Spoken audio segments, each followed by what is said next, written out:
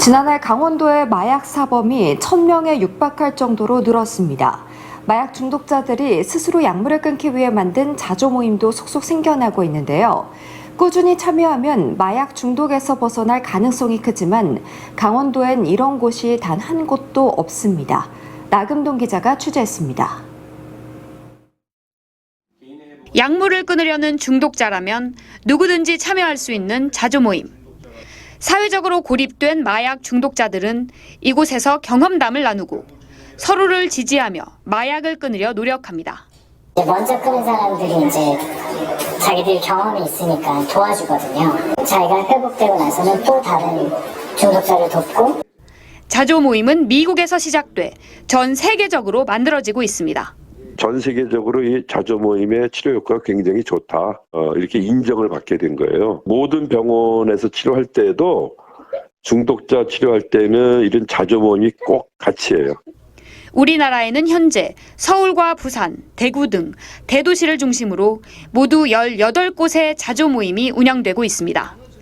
1년 만에 2배 넘게 는 겁니다. 마약 중독자들이 마약을 끊고 회복하기 위해 모이는 자조 모임이 열리는 장소입니다.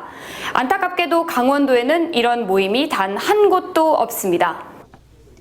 자조 모임이 생기려면 마약을 끊는 데 성공한 사람이 어느 정도 있어야 하는데 지역에선 의료 환경이 열악해 이런 사람들을 모으기가 쉽지 않기 때문입니다. 병원에서부터 자조 모임을 이제 형성을 해서 입원해 있는 환자들부터 만들면서 퇴원한 사람들이 또 찾아와서 시작을 그렇게 하거든요. 근데 그런 만한 병원이 없고 그러니까 구심점이 없는 거죠.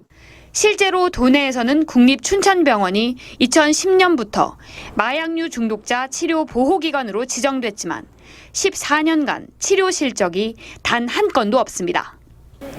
국립춘천병원은 정신과 의사는 있지만 마약 환자를 치료할 전문 의료진은 구하기 힘들고 치료 환경도 열악하다고 어려움을 호소했습니다. 지난해 강원 지역 마약 사범은 999명, 2021년 351명에서 2년 만에 3배 가까이 늘었습니다. 이렇게 마약 중독자가 급증하고 있지만 강원도 약물 중독 재활치료 시스템은 이 속도를 따라가지 못하고 있습니다. MBC 뉴스 나금동입니다.